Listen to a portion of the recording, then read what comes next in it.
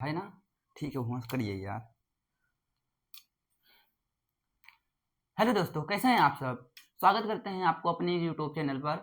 आज mathematics class 10th का दूसरा वीडियो है। पहले वीडियो में हमने जाना इंट्रोडक्शन के बारे में कि आखिर 100 आउट 100 मार्क्स को कैसे गेन करना है, क्या रणनीति होने वाली है, कितना सिलेबस है, कितना पार्ट है, कैसे कैसे हमें पढ़ाई करनी है। आज हम पढ़ाई करेंगे क्लास 10th का चैप्टर नंबर 1, वास्तविक संख्या। लेकिन उससे पहले चैप्टर को शुरुआत करने से पहले कुछ हम बेसिक को कवर करेंगे, जिससे कि जो हमारी नींव हो काफी मजबूत हो जाए।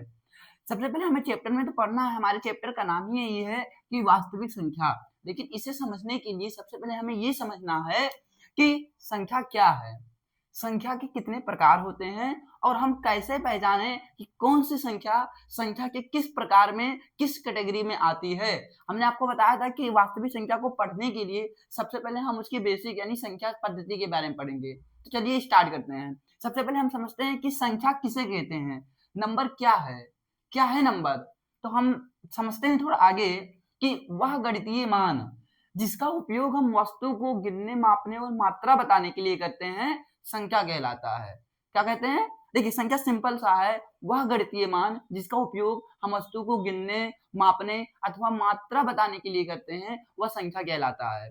फॉर एग्जाम्पल अगर मैं आपको बताऊं, आप दुकान पे जाते हैं, कोई सामान अगर आप खरीदते हैं, मान लीजिए सब्जी खरीदने आप जाते हैं, तो वहां पर आलू लेते हैं, टमाटर लेते हैं अथवा कोई भी सब्जी लेते हैं, तो उसे तौल के आप लेते हैं। तो तौलने के लिए किसका उपयोग किया गया, संख्या का उपयोग किया गया। जब आप उनको पैसा देते हैं तो पैसा गिन के देते हैं, तो पैसा को गिनने के लिए किसका उपयोग किया गया, संख्या का उपयोग किया गया। दूध लेने जाते हैं तो उसकी मात्रा आप तौलते हैं। यानी इस दुनिया में जितनी भी चीजें जिसको हम गिनते हैं, मापते हैं अथवा अथवा हम मात्रा बताने के लिए यूज करते हैं, वह संख्या कहलाता है। बात समझ में आपको आई। थोड़ा और आगे बढ़ते हैं, जैसे कि हमारा 0 1 2 3 4 5 6 ये आदि ऐसे करके संख्या निरंतर चलती रहती है। ठीक है, अब थोड़ा और हम समझते हैं, आगे बढ़ते हैं कि आखिर संख्या कितने तक होती है, कहां से कहां तक हम संख्या को काउंट करते हैं। कुछ बोलते हैं सर 100 तक होती हैं, 1000 तक होती हैं, 1 लाख तक होती हैं, कभी समाप्ति नहीं होती है, संख्या तो निरंतर चलती जाती है। देखिए ऐसा नहीं है, संख्या जो होती है वो एक्चुअल में देखा जाए तो वो 0 से स्टार्ट होती है और कहां तक जाती है, 9 तक जाती है। 0 से लेके 9 तक जाती है। ये देखिए संख्या 0 से स्टार्ट होकर 9 तक, यानी टोटल देखा जाए तो संख्या कितनी होती है, 10 होती है। टोटल कितनी होती है, 10। 0 से लेकर 9 तक काउंट करेंगे तो टोटल आएगा 10, यानी टोटल संख्या कितनी होती है, 10 होती है। इसके आगे की जो संख्या है वो इन्हीं अंकों का यूज करके बनाया जाता है। जैसे अगर मैं आपको बोलूं कि 975 लिखिए, तो 957 आप लिखेंगे। तो देखिए इसमें 9 का 7 का और 5 का यूज, 9 का 7 का 5 का यूज, यानी 0 से लेकर 9 तक संख्याओं के बीच में ही किसी भी अंक का यूज करके आगे की संख्या को बनाया जाता है। तो आपको सिर्फ ये बात पर ध्यान रखना है कि संख्या 0 से स्टार्ट होगी, केवल मात्र 9 तक ही होती है। उसके आगे संख्याओं को हम इन्हीं अंकों का यूज करके बनाते हैं। ठीक है, अब एक क्वेश्चन होता है, जैसे कभी कभी हमारे माइंड में आता है, अक्सर एग्जाम में भी पूछा जाता है।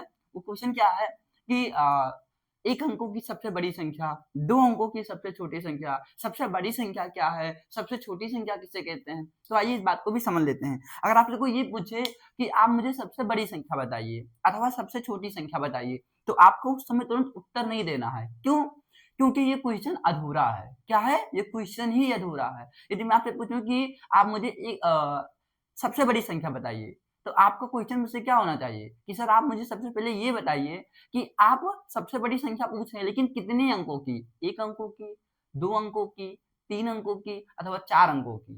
तो जब कोई आपसे पूछे कि सबसे बड़ी संख्या बताइए, तो आप तुरंत उनसे पूछे कि कितने अंकों की। जब वो बोलेगी एक अंकों की, तो एक अंकों की सबसे बड़ी संख्या कितनी होगी, 9 होगी। एक अंक की सबसे बड़ी संख्या 9 होगी। बोले दो अंकों की सबसे बड़ी संख्या सॉरी बताइए, दो अंकों की सबसे बड़ी संख्या क्या होगी, 99 होगी। यानी जितने अंकों की बड़ी संख्या पूछेगा उतनी बार 99 को हम ऐड करते जाएंगे। तीन अंकों की सबसे बड़ी संख्या बताइए, तो तीन अंकों की सबसे बड़ी संख्या 999 होगी। इसी प्रकार अगर आपसे कोई पूछे कि एक अंकों की सबसे छोटी संख्या बताइए, तब आपको जीरो नहीं बताना है। याद रखिएगा, एक अंक की सबसे छोटी संख्या जीरो नहीं होगी, एक अंक की सबसे छोटी संख्या एक होगी। क्योंकि जीरो को अगर आप अकेले लिखेंगे तो जीरो को कोई मान ही नहीं रह जाएगा, है ना। तो एक अंक की सबसे बड़ी संख्या एक ही होगी। अब अगर कोई आपसे पूछे कि मुझे दो अंकों की सबसे छोटी संख्या बताइए, एक अंक की सबसे छोटी संख्या एक तो लिख दिया आपने, लेकिन 2 अंकों की सबसे छोटी संख्या, तो कुछ बच्चे क्या कहते हैं, अच्छा 1 एक बार लिखे तो 1 को 2 बार लिख देंगे, ये हो जाएगी 2 अंकों की सबसे छोटी संख्या। लेकिन ये गलत है। जब एक अंक की पूछेगा तो 1 होगा, लेकिन जैसे 1 से ज़्यादा अंक की छोटी संख्या पूछेंगे, आपको 1 का यूज़ फिर नहीं करना है, फिर आपको 0 का यूज़ करना है। तो 2 अंक की सबसे छोटी संख्या 10 होगी, 3 अंक की सबसे छोटी संख्या 100 होगी, 4 अंक की सबसे छोटी संख्या 1000 होगी। ऐसे जितने भी अंकों की पूछी जाएंगी हम 0 को ऐड करते जाएंगे। तो आई थिंक ये बात आपको पूरी तरह से क्लियर हो गई है कि 1 अंक की, 2 अंक की, 3 अंक की सबसे बड़ी संख्या और सबसे छोटी संख्या को हम कैसे फाइंड करेंगे। ये तो हो गया हमारा संख्या किसे कहते हैं और संख्या कहाँ से कहाँ तक होती है और उसमें सबसे बड़ी या सबसे छोटी संख्या को कैसे हम प्राप्त करते हैं। अब थोड़ा और आगे बढ़ते हैं और हम समझते हैं कि संख्या के प्रकार को हम देखते हैं कि एक्चुअल में संख्या कितने प्रकार की होती है। हम बचपन से लेके आज तक संख्या के बारे में पढ़ते तो आए हैं, कभी सम पढ़ते हैं, कभी भाग पढ़ते हैं, अभाज्य पढ़ते हैं, परमेय पढ़ते हैं, अपरमेय पढ़ते हैं। तो एक्चुअल में संख्या होती कितनी प्रकार की है, तो आइए इसको स्टार्ट करते हैं। देखिए हम पढ़ेंगे अब संख्या के प्रकार। पहली चीज हमने पढ़ लिया कि संख्या कहते किसे हैं। अब दूसरी चीज हम पढ़ेंगे कि संख्या कितने प्रकार की होती है। तो देखिए आइए समझते हैं इसको। संख्या बेसिकली देखा जाए तो 2 प्रकार की होती है। पहली जो होती है वो वास्तविक संख्या होती है और दूसरी होती है वो काल्पनिक संख्या होती है। ठीक है, पहली क्या होती है वास्तविक संख्या और दूसरी क्या होती है काल्पनिक संख्या। सबसे पहले हम समझते हैं कि आखिर वास्तविक संख्या किसे कहते हैं। देखिए मैं यहाँ पर परिभाषा किसी की भी नहीं लिख रहा हूँ, नहीं तो जो वीडियो होगा बहुत लंबा हो जाएगा।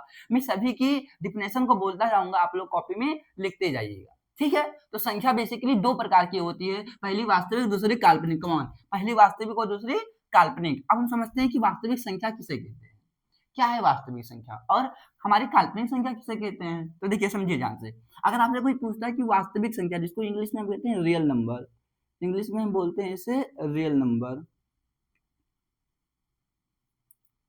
वास्तविक संख्या की जो इंग्लिश होती है वो होती है रियल नंबर। तो वास्तविक संख्या क्या है, तो आपको सिंपल बताना, कुछ नहीं करना है। देखिए वास्तविक संख्या को हमने 2 कैटेगरी में डिवाइड किया, एक होती है अपरमेय, एक होती है परमेय।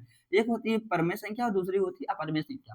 तो वास्तविक संख्या की परिभाषा में आपको बताना है कि परमेय और अपरमेय संख्याओं के समूह को वास्तविक संख्या कहते हैं। एक बार फिर से, परमेय और अपरमेय संख्याओं के समूह को क्या कहते हैं, वास्तविक संख्या कहते हैं। सबसे सिंपल डिफिनेशन आपको बतानी है। कोई भी आपसे कहीं भी पूछे कि भैया हमें वास्तविक संख्या की परिभाषा बता दीजिए, आपको तुरंत बोलना है कि सर परमेय और अपरमेय संख्याओं को समूह को क्या बोलते हैं, वास्तविक संख्या बोलते हैं। तो ये वास्तविक संख्या ऐसी है कि आज तक जितने भी आप पढ़ते आए, लिखते आए, जानते हैं, सारी वास्तविक संख्या ही होती है। तो वास्तविक संख्या का डिफिनेशन क्या हुआ, परमेय और अपरमेय संख्या के समूह को क्या बोलते हैं, वास्तविक संख्या। भाई एग्जांपल की अगर आप बात करें तो इसके बहुत सारे एग्जांपल, 1 हो गया, 1/2 हो गया, अंडर रूट 2 हो गया। कोई अगर आपसे बोले इसको दशमलव में भी हम काउंट कर सकते हैं, नेगेटिव का 4 हो गया, ऐसे करके ये सारी संख्या वास्तविक संख्या में आ जाएंगी। ठीक है, तो परमेय और अपरमेय संख्याओं के समूह को क्या बोलते हैं, वास्तविक संख्या बोलते हैं। थोड़ा और आगे बढ़ते हैं, हम समझते हैं कि काल्पनिक संख्या किसे कहते हैं। देखिए काल्पनिक संख्या की बस केवल एक कंडीशन है, उस कंडीशन को आपको याद रखनी है। जैसे वो कंडीशन आपके पास आती है या आप कहीं दिखती है, आप समझ जाइएगा कौन सी संख्या है काल्पनिक संख्या। जब कोई संख्या अंडर रूट में हो, कमॉन, जब कोई संख्या अंडर रूट में हो और उसके आगे माइनस लगा हो। एक बार फिर से, जब कोई संख्या अंडर रूट के अंदर हो और उसके पहले क्या लिखा हो, माइनस लगा हो, तो कौन सी संख्या होगी, काल्पनिक संख्या होगी। तो सिंपल आपको बोलना है कि अंडर रूट के अंदर लिखी गई कोई भी संख्या जिसके साथ माइनस का साइन लगा है वो काल्पनिक संख्या कहलाती है। जैसे under root -4, under root -5, under root -6। बात समझ में आई। अंडर रूट के अंदर अगर हम माइनस को हटा देंगे तो ये वास्तविक संख्या हो जाएगी, लेकिन जैसे माइनस लगाएंगे काल्पनिक संख्या हो जाएगी। मेरी बात आपको क्लियर हो रही है। काल्पनिक संख्या को बस आपको सिंपल बताना है कि कोई भी संख्या जो अंडर रूट के अंदर है और उससे पहले माइनस लगा वो काल्पनिक संख्या हो जाएगी, दैट्स इट। ठीक है, तो ये हो गया हमारी वास्तविक संख्या और काल्पनिक संख्या की परिभाषा। अब थोड़ा और आगे हम बढ़ते हैं और समझते हैं कि वास्तविक संख्या को मैंने 2 कैटेगरी में बांटा है। पहली जो होती है वो परमेय होती है, दूसरी क्या होती है, अपरमेय संख्या होती है। वास्तविक संख्या कितने प्रकार की होती हैं, वास्तविक संख्या 2 प्रकार की होती हैं, अपरमेय और परमेय। अपरमेय और परमेय सारी चीजों को भी पढ़ते पढ़ते आपको याद हो जाएगा और जीवन में कभी भी नहीं भूलेंगे। और अगर मैं बता रहा हूँ ये चीजें अगर आपको क्लियर रहेंगी ना, भविष्य में किसी भी एग्जाम की आने वाले समय में आप तैयारी करते हैं, ये सारी चीजें आपको वहां पर बहुत हेल्प करेंगी। तो वास्तविक संख्या बेसिकली 2 प्रकार की होती है, एक परमेय संख्या होती है, एक अपरमेय संख्या होती है। हमने वास्तविक संख्या को डिफिनेशन को बता दिया है। अब थोड़ा और आगे बढ़ते हैं, अपरमेय और परमेय संख्या की डिफिनेशन को समझ लेते हैं। परमेय संख्या किसे कहेंगे, देखिए परमेय संख्या का सिंपल सा परिभाषा क्या होता है कि P/Q, आप लोगों ने पढ़ा भी होगा 9th में, P और Q कोई भी मान हो सकता है। ठीक है, जैसे बस काल्पनिक संख्या को छोड़ के अंडर रूट माइनस में नहीं होगा यहाँ, ठीक है। तो कोई भी संख्या जो p अपॉन q के रूप में हो और q does not equal to 0, इसका मतलब क्या हुआ कि कोई भी संख्या जो है वो p अपॉन q के रूप में है और जो q है यानी जो इसका हर है वो 0 ना हो तो उसे हम क्या बोलते हैं, परमेय संख्या बोलते हैं। एक छोटी सी एग्जांपल से मैं आपको क्लियर करूंगा। जैसे मैंने एक संख्या लिखी 4/5, ठीक है। हमें पता करना है कि ये परमेय है कि ये अपरमेय है। तो ध्यान से देखते हैं हम, परमेय होने के लिए क्या चाहिए, ऊपर का p हो और नीचे क्या होना चाहिए, q होना चाहिए। तो p 4 हो गया, q 5 हो गया। जो q हो 0 ना हो, क्या q हमारे यहाँ पर 0 है, 0 नहीं है यानी 5 है। तो 4/5 कौन सी संख्या हो गई, परमेय संख्या। तो ऐसी संख्या जिन्हें p अपान q के रूप में लिखा जा सके और जहां पर q 0 ना हो तो ऐसी संख्या को परमेय संख्या कहते हैं। ये परिभाषा आप याद रखिएगा, ठीक है। आगे बढ़ते हैं परमेय संख्या, बस सिंपल।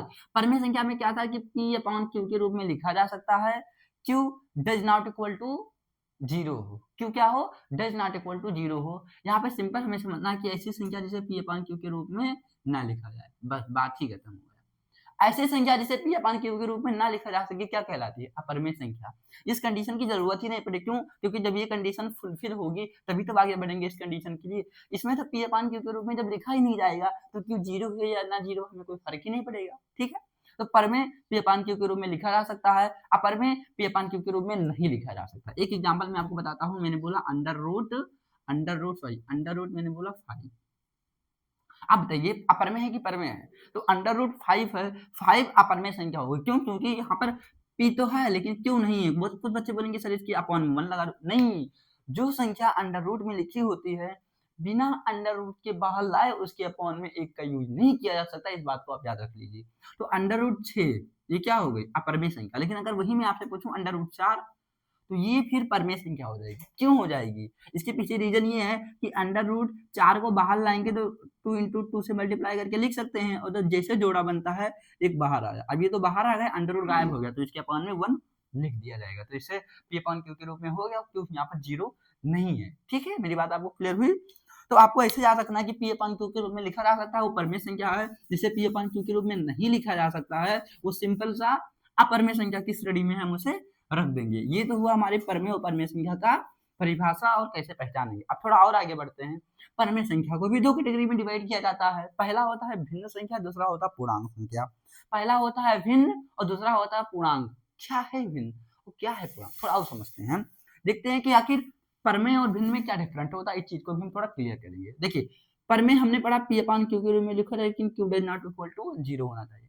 भिन्न किसे कहते हैं, भिन्न किसे कहते हैं, भिन्न को भी हम p अपान q के रूप में लिख सकते हैं जहां पर q does not equal to 0 हो, सिंपल।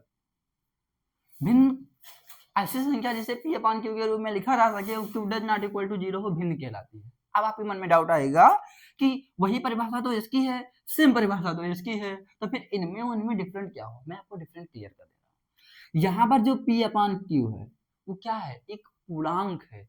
यहाँ पर p अपान q क्या है, एक पूर्णांक है। पूर्णांक का मतलब क्या हुआ कि जो p अपान q है यहाँ ये प्लस में भी हो सकता है और माइनस में भी हो सकता है। जैसे 4/5 ये भी परमेय हो जाएगा और -4/5 ये भी परमेय हो जाएगा। यानी यहाँ जो p अपान q में लिखी हुई संख्या होगी वो माइनस साइन के साथ आ सकती है, लेकिन जो यहाँ पर भिन्न संख्या होगी ये पूर्ण संख्याएं होती हैं। क्या होती है, पूर्ण संख्या। पूर्ण संख्या की क्या खासियत होती है, वो माइनस में नहीं आती है। जैसे 4/5 ये तो हो जाएगी भिन्न, लेकिन 4/5 माइनस ये भिन्न नहीं होगी, लेकिन ये परमेय होगी। तो इससे कंक्लूजन क्या निकलता है कि सभी भिन्न परमेय संख्याएं होती हैं, सभी भिन्न परमेय संख्याएं होती हैं, लेकिन सभी परमेय संख्याएं भिन्न नहीं होती। क्यों, क्योंकि परमेय संख्या में हम माइनस का भी यूज कर सकते हैं, माइनस आने पर भी वो परमेय संख्या होगी, लेकिन जैसे संख्या के आगे हमने माइनस लगा देंगे तो ये भिन्न वाली कैटेगरी से बाहर हो जाएगी। भिन्न वाली कैटेगरी में वही संख्या रहेंगी जो प्लस साइन के साथ आएंगे, माइनस साइन के साथ आएंगे तो परमेय तो होंगी लेकिन भिन्न नहीं होंगी। तो सभी परमेय भिन्न नहीं होंगी लेकिन सभी भिन्न परमेय होंगी, इस बात को आप क्लियर कर लीजिएगा। आने वाले समय में आपके लिए ये बहुत इंपॉर्टेंट रोल प्ले करेगा। थोड़ा और आगे बढ़ते हैं। हमने परमेय को देखा, दो प्रकार की होती है, पहले भिन्न संख्या होती है, दूसरी पूर्णांक संख्या होती है। अब दूसरा हम पढ़ते हैं कि पूर्णांक किसे कहते हैं।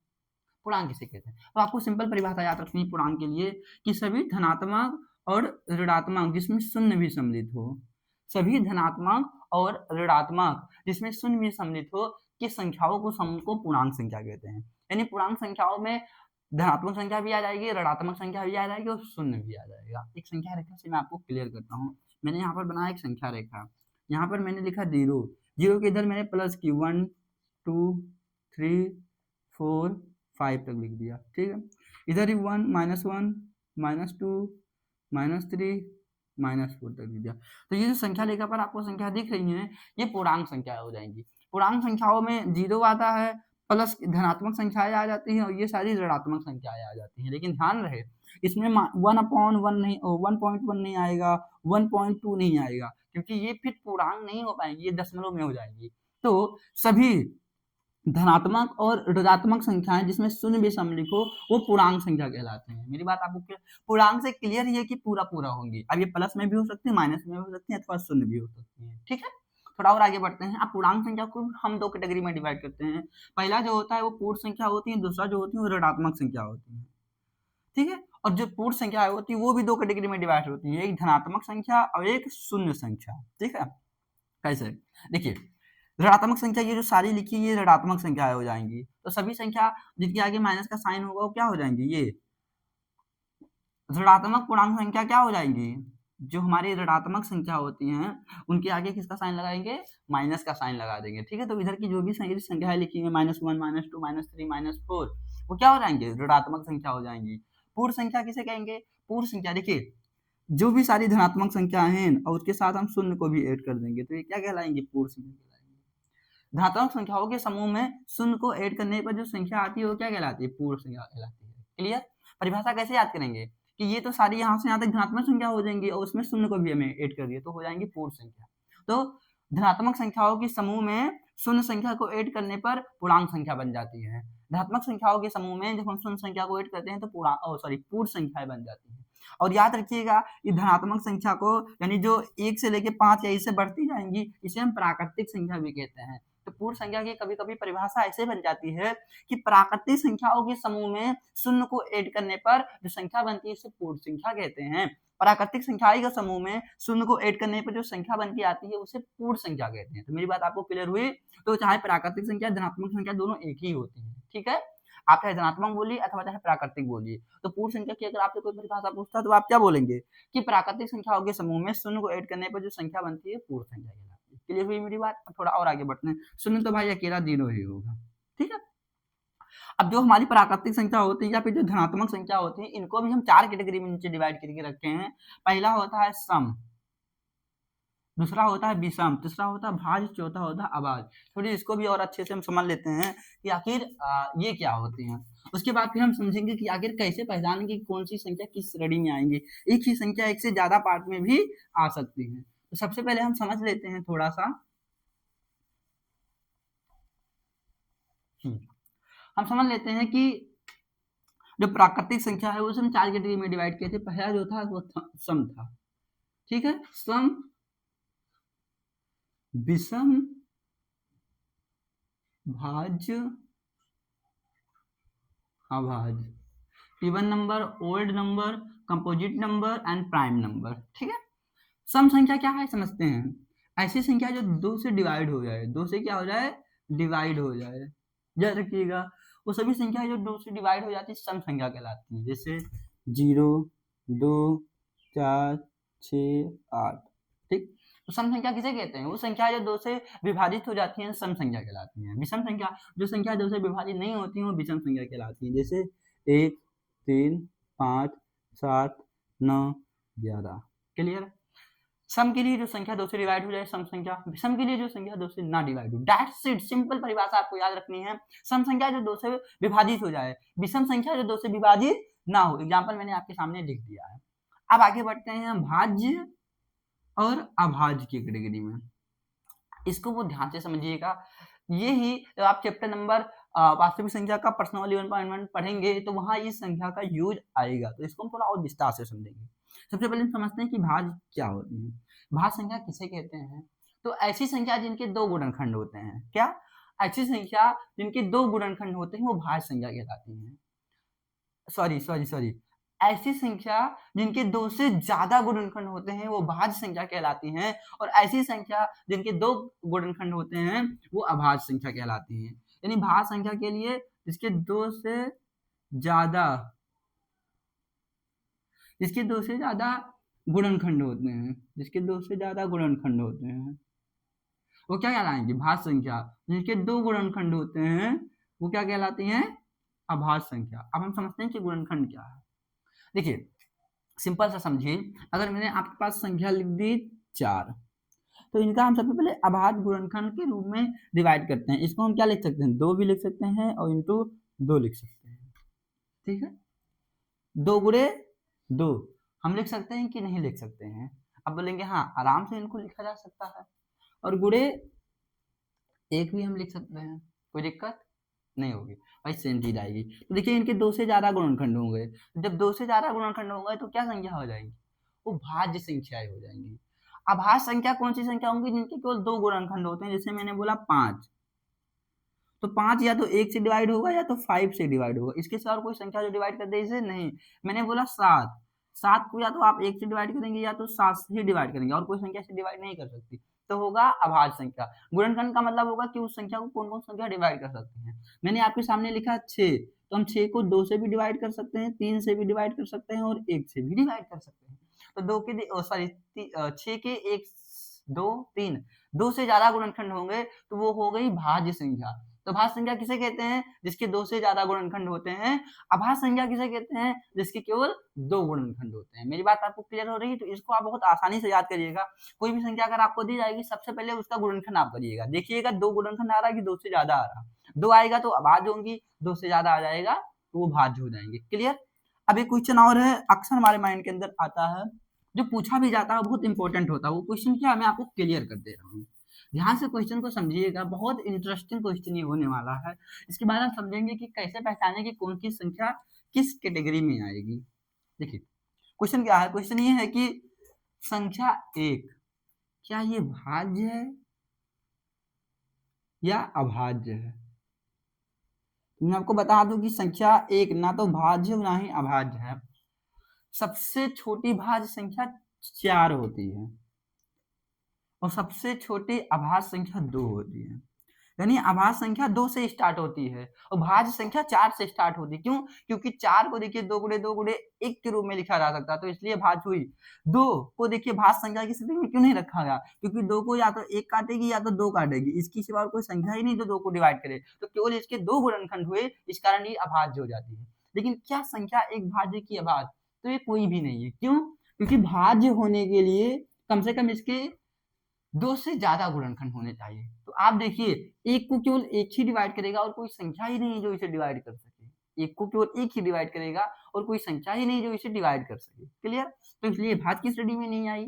अभाज्य की श्रेणी में होने के लिए भी कम से कम 2 गुणनखंड होने चाहिए, लेकिन 1 को तो केवल भाई 1 ही तो डिवाइड करेगा, तो इसके 1 ही तो गुणनखंड हुए, 1 से ज्यादा गुणनखंड हो ही नहीं सकते। तो इसलिए ना तो अभाज्य संख्या की परिभाषा को फुलफिल करती है, ना ही भाज्य संख्या की परिभाषा को फुलफिल करती है। तो इसलिए इसे हम ना तो भाज्य की श्रेणी में रखते हैं ना अभाज्य की श्रेणी में, इसे विशेष संख्या की श्रेणी में रखते हैं। अब आपके मन में हो सकता है डाउट चला हो कि सर 1 को हम 1 गुणे 1 तो लिख ही सकते हैं भाई, 1 को 1 से मल्टीप्लाई करेंगे क्या आएगा, तो इसके हिसाब से तो ये भाज्य हो गई। एक बार और मल्टीप्लाई कर देंगे, एक बार और मल्टीप्लाई कर देंगे तो भी 1 ही आएगा, तो इसके हिसाब से भाज्य हो गई। तब तो ये दोनों श्रेणी में आ गई। तो ऐसा नहीं किया जा सकता। बोलिए क्यों? क्योंकि देखिए आपको इसके पीछे का मैं कारण बता देता हूँ। कारण ये है कि हमारे मैथमेटिक्स की एक प्रमेय है, जिसको कहते हैं हम कि गणितीय प्रमेय कहते हैं, मतलब स्टार्टिंग प्रमेय कहते हैं। वो जो प्रमेय कहती है वो सिंपल सी है। मैथमेटिक्स की जो प्रमेय है वो सिंपल आपसे क्या बोलती है? वो आपसे ये बोलती है कि हाँ, गणित की आधारभूत प्रमेय, मैथमेटिक्स की आधारभूत प्रमेय क्या बोलती है कि कोई भी भाज्य संख्या हो, कोई भी भाज्य संख्या हो, उसे अभाज्य संख्या की रूप में केवल अद्वितीय तरीके से लिखा जा सकता है यदि उसके क्रम को परिवर्तित ना किया जा सके। कहने का सेंस क्या हुआ, समझते हैं, आपको समझाते हैं आपको। जैसे मैंने लिखा संख्या 10, तो 10 को आप 2 गुणे 5 के रूप में लिख सकते हैं। बात समझ में आई कि नहीं समझ में आई? 2 गुणे 5 गुणे 1 के रूप में आप लिख सकते हैं। ठीक है, अब मैं आपसे बोलूं ये इसका अभाज्य, 2 देखिए अभाज्य है, 5 देखिए अभाज्य है, तो आप 10 को 2 गुणे 5 के रूप में लिख सकते हैं। क्लियर? अब इसको और कोई तरीका लिखने के लिए, बहुत बच्चे बोलेंगे सर 5 गुणे 2 गुणे 1 लिख सकते हैं या 1 गुणे 2 गुणे 5 लिख सकते हैं। तो देखिए आप केवल इसके क्रम को ही तो परिवर्तित कर रहे हैं, लेकिन लिखा तो वही चीज है ना, और कोई दूसरा है नहीं है। क्या आप इसके सिवा कोई दूसरा अंक आया? नहीं। तो आधारभूत प्रमेय यही बोलती है कि यदि उसके क्रम को ना बदला जाए तो उसको लिखने का वही एकमात्र तरीका होता है, दूसरा नहीं होता है। लेकिन जो संख्या 1 थी, 1 क्या कर रही थी? इस नियम का उल्लंघन कर रही थी। क्यों? क्योंकि अगर हम 1 को अब अभाज्य संख्या मान लेते तो भैया 1 को तो हम 2 गुणे 5 गुणे 1 गुणे 1 के रूप में लिख सकते थे। तो एक बार इसको लिखिए, एक बार 3 बार 1 लिख देते, एक बार 1 लिखते। तो देखो सबके लिखने का तरीका अलग-अलग हो जाता हम, क्योंकि 2 गुणे 5 तो सब में होते, लेकिन एक संख्या बढ़ जाती। तो लिखने का केवल एक ही तरीका होगा कि एक ही तरीके से लिखा जा सकता है, लेकिन देखिए इसमें 1 है, इसमें 2 3 1 है, इसमें 2 1 है। तो चेंज होगा ना।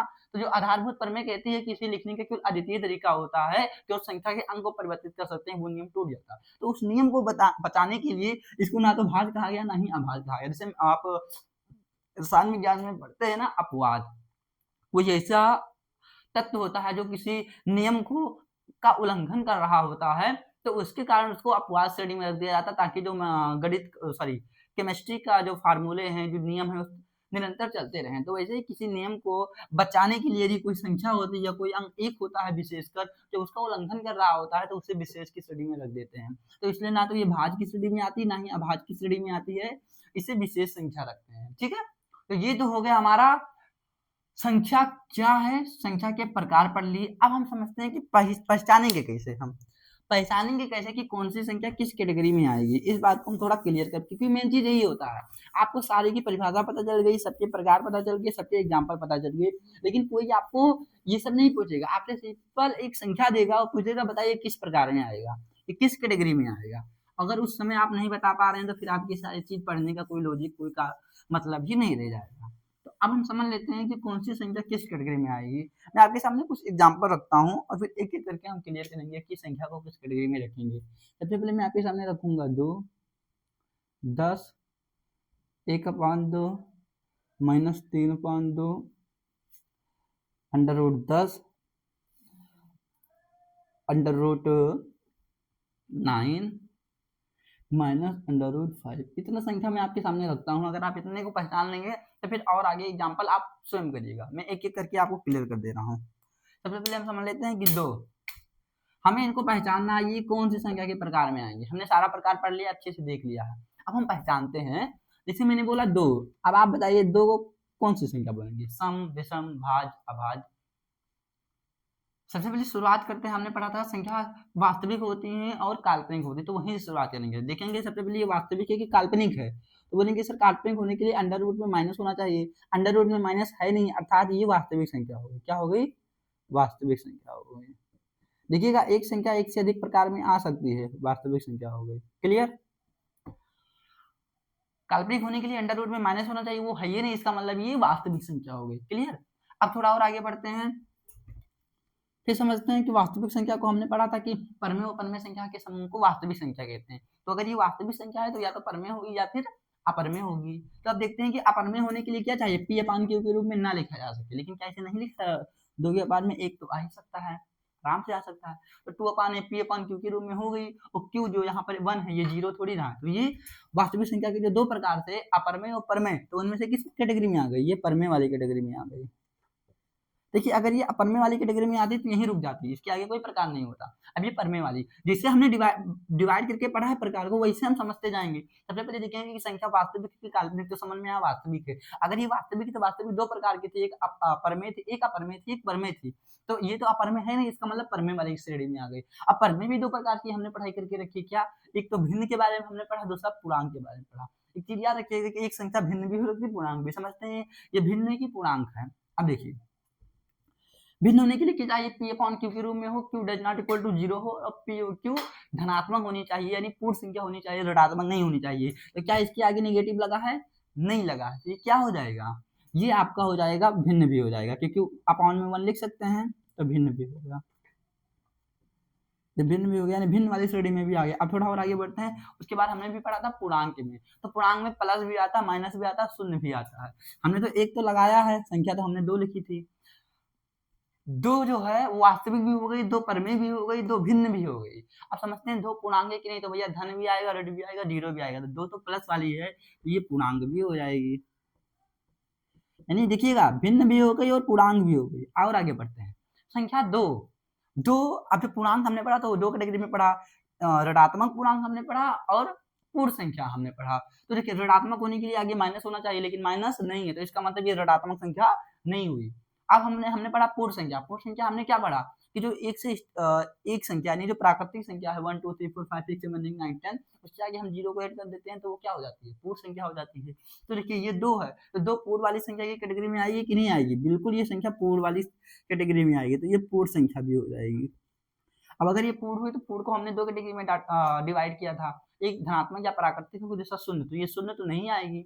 अब ये धनात्मक प्राकृतिक है या धनात्मक, ये धनात्मक भी है प्राकृतिक भी, तो चाहे इसे प्राकृतिक संख्या बोल दीजिए, धनात्मक संख्या भी बोल दीजिए, क्योंकि याद रखिएगा कि दो संख्या पूर्ण संख्या होंगी, वो धनात्मक अथवा प्राकृतिक भी होंगी, ठीक है, क्योंकि प्राकृतिक संख्या के समूह में हम जीरो को ऐड कर देते हैं, जीरो को छोड़कर आप सभी पूर्ण संख्या प्राकृतिक संख्या होती है। थोड़ा और आगे बढ़ते हैं, अब ये इतना कैटेगरी हो गए। अब देखिए धनात्मक या प्राकृतिक हो गई, धनात्मक या प्राकृतिक में हमने सम विषम भाज अभाज के बारे में पढ़ा, तो सबसे पहले सम देखते हैं। सम होने के लिए क्या चाहिए, तो दो से डिवाइड हो जाए। क्या दो दो से डिवाइड होगा, बिल्कुल दो दो से डिवाइड हो जाएगा, तो इसलिए ये सम वाली श्रेणी में भी आ जाएगी, ये सम संख्या की श्रेणी में भी आ जाएगी। क्या दो दो से डिवाइड नहीं हो रहा तो ये तो विषम वाली श्रेणी में नहीं आएगी, नहीं ये विषम वाली श्रेणी में नहीं आएगी। दो सम हो गई, सम विषम। अब भाज के बारे में पढ़ते हैं। क्या दो भाज्य है, भाज्य होने के लिए क्या चाहिए, इसके दो से ज्यादा गुणनखंड हो। भाई दो को या तो एक से डिवाइड किया जा सकता है या दो से, और कोई संख्या ही नहीं डिवाइड करने के लिए, तो इसके तो दो गुणनखंड हुए, तो ये क्या हो जाएगी, अभाज्य हो जाएगी। क्या हो जाएगी, अब आप देखिए संख्या केवल एक दो थी, जो वास्तविक भी है, परमेय भी है, भिन्न भी है, पूर्णांक भी है, पूर्ण भी है, धनात्मक भी है, सम भी है, अभाज्य भी है, यानी एक संख्या दो, दो चार, दो से 8 प्रकार में आ गई। अब आप बताइए ये चीज आपको पता थी नहीं, अगर ये आप संख्या के प्रकार नहीं पढ़े होते तो आपको क्लियर हो पाता, नहीं हो पाता, ठीक है।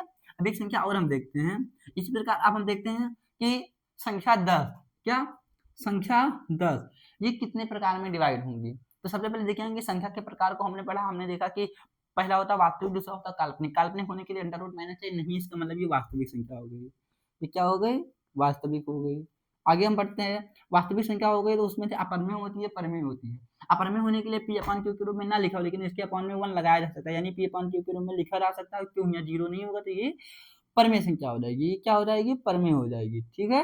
फिर आगे हमने बढ़ा परमेय संख्या की को दो भागों में डिवाइड किया, भिन्न और पूर्णांक। भिन्न होने के लिए पी अपॉन क्यू के रूप में हो, Q does not equal to zero हो और दोनों धनात्मक हो, तो पी अपॉन क्यू के रूप में लिखा जा सकता है, जहाँ क्यू जीरो भी नहीं है और देखिए दोनों के आगे प्लस लगाओ, तो इसके मतलब ये भिन्न भी हो जाएगी, क्या हो जाएगी, ये भिन्न वाली श्रेणी में आ जाएगी। फिर हमने पढ़ा पूर्णांक, तो पूर्णांक प्लस भी होता, माइनस भी होता, शून्य होता, बस पूर्णांक में जितनी भी दशमलव की संख्या होती है वो पूर्णांक में नहीं आती, तो क्या दशमलव है, नहीं है, तो ये पूर्णांक भी हो जाएगा, ये धन पूर्णांक हो जाएगा, ठीक है, पूर्णांक हो जाएगा। पूर्णांक में हमने क्या पढ़ा, ये पहला जो होता है पूर्णांक वो ऋणात्मक होगा, दूसरा क्या होगा, पूर्ण संख्या होगी, तो यहाँ के आगे माइनस नहीं लगा तो ऋणात्मक नहीं होगा, यानी पूर्ण संख्या हो जाएंगी। और जो संख्या पूर्ण होंगी वो तो या तो शून्य होंगी या फिर प्राकृतिक होंगी, तो शून्य भैया है ही नहीं, तो कौन सी हो गई, प्राकृतिक या धनात्मक संख्या हो गई। और जो संख्या प्राकृतिक होगी, जो संख्या प्राकृतिक होगी या तो सम होगी विषम होगी, तो देखिए 10 2 से डिवाइड हो जाएगा तो ये सम हो जाएगी। फिर ये भाज्य होगी या तो अभाज्य होगी, तो 10 के 2 से ज्यादा गुणनखंड, 2 से कटेगी, 5 से कट जाएगी और 1 से कट जाएगी, 3 गुणनखंड हो गए तो ये क्या हो जाएगी, ये भाज्य हो जाएगी, ये क्या हो जाएगी, ये भाज्य हो जाएगी। यानी देखिए 10 भी इतनी सारे संख्याओं की श्रेणी में आ गया। एक और हम आपको क्लियर कर दे रहे हैं, उसके बाद में और बाकी का आप करिएगा, ठीक है। जब आप करेंगे स्वयं प्रैक्टिस करेंगे तो चीजें आपको और आसानी से समझ में आ जाएंगी। मेरी बात आपको समझ में आ रही है, तो एक हम और थोड़ा क्लियर कर लेते हैं।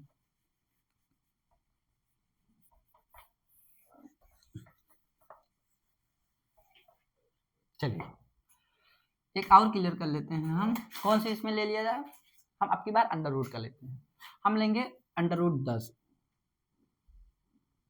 अब इसको देखते हैं प्राकृतिक है कि काल्पनिक है। काल्पनिक होने के लिए अंडर रूट चाहिए, अंडर रूट लगा हुआ है, और क्या चाहिए, अंडर रूट में अंदर जो संख्या है वो माइनस में, क्या ये माइनस में नहीं है, तो क्या हो जाएगी, वास्तविक संख्या हो जाएगी, क्या हो जाएगी, वास्तविक संख्या हो जाएगी। अब ये वास्तविक है तो या तो अपरमेय होगी या फिर परमेय होती। अपरमेय होने के लिए क्या चाहिए, उसे पी अपान क्यू के रूप में ना लिखा जा सके, क्या अंडर रूट 10 में जो संख्या है उसके अपॉन में 1 लगाया जा सकता है? नहीं। क्यों? जब तक आप इसे अंडर रूट से बाहर नहीं ले जाएंगे, इसे पी अपान क्यू के रूप में नहीं लिख सकते हैं। अब अंडर रूट के बाहर ले जाने के लिए अंडर रूट में जब आपको इसका गुणनखंड करेंगे तो दोनों जो यहाँ हो या यहाँ हो, 2 पंचे 10 होगा, लेकिन 2 बार नहीं है, 5 भी नहीं, तो इसे बाहर भी नहीं ले जा सकता। आप लोग इसे जानते होंगे अंडर रूट कैसे हटाया जाता है। नहीं जानते होंगे तो आगे की क्लास में हम इस बात पर भी चर्चा करेंगे। तो इसे पी अपान क्यू के रूप में नहीं लिखा जा सकता, तो ये अपरिमेय संख्या हो गई। ये क्या हो गया? अपरिमेय संख्या हो गई। कौन सी संख्या हो गई? ये अपरिमेय। अपरिमेय भी 2 प्रकार डिवाइड होती हैं, एक शांत में होती हैं, एक अशांत में होती हैं, अनावृत्ति होती है, आवृत्ति। तो चीजें हमें नहीं पढ़ना, 9th में हमने शायद इसके बारे में पढ़ा हो। हम बस इसको पढ़ेंगे कि जो 10 हो गई, अंडर रूट 10 से वास्तविक संख्या की किस श्रेणी में? अपरिमेय। देखिए 2 ही में आ गया, खत्म हो गया। इसका मतलब जो अपरिमेय होगी, अपरिमेय के आगे वो खत्म, बस वही ये, हाँ भाई ये अपरिमेय संख्या होगी। एक और क्लियर कर लेते हैं हम, जैसे माइनस का 5 कह दिए, तो ये तो सिंपल वास्तविक या काल्पनिक में कौन सी हो गई? काल्पनिक हो, क्योंकि अंडर रूट लगा है, संख्या लिखी, उसके आगे माइनस भी लगा, तो ये काल्पनिक संख्या हो गई। बस, तो इसका सारा काम ही खत्म हो गया, इसके आगे हम चलेंगे ही नहीं, ये काल्पनिक संख्या हो गई, खत्म ही से। थोड़ा 9 के बारे में चर्चा करते हैं, ये थोड़ा इंटरेस्टिंग है। देखिए 9, चलो समझते हैं 9 के बारे में। 9 क्या वास्तविक है कि काल्पनिक है? काल्पनिक होने के लिए अंडर रूट के अंदर जो संख्या लिखी उसके आगे माइनस हो, माइनस से नहीं, तो इसका मतलब ये वास्तविक संख्या होगी। हाँ, ये वास्तविक संख्या हो गई। अब अगर ये वास्तविक संख्या तो परमेय होगी या अपरमेय होगी? क्या ये अपरमेय है?